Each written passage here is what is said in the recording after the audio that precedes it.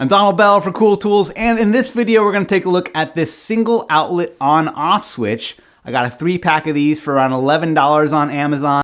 This is a very simple device. You have a 2-prong outlet connection on one side and a 2-prong socket on the other. On the top is a labeled and illuminated red rocker switch that switches power to any connected device.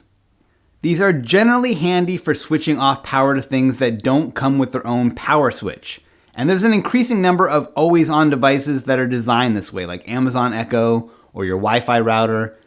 By plugging it into one of these, you have an easy way to switch off or reset any particular device without resorting to unplugging it. As a maker, where these come in particularly handy for me is for switching on and off Arduino or Raspberry Pi or LED projects. These boards don't often have power switches, so it's nice to be able to leave them plugged in and just toggle them on and off. They're also handy in my workshop. I keep my power tool battery chargers mounted on the wall and plugged in, but it seems silly to me that they spend most of their time empty and constantly glowing.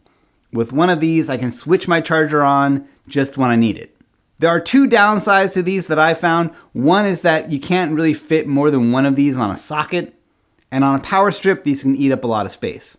The second strike against these is that it can't support 3-prong plugs. For the same price, I have found a good 3-prong alternative that does the same trick, and I'll include a link for those, but most of the always-on Internet of Things household stuff that I found uses only a 2-prong connection, and also some older homes don't have 3-prong outlets, so I found that the 2-prong style is more generally useful. So that's my story with these individual outlet switches. You can find a link for them down in the description. And remember, you can find thousands of reader-recommended tools like these at cool-tools.org.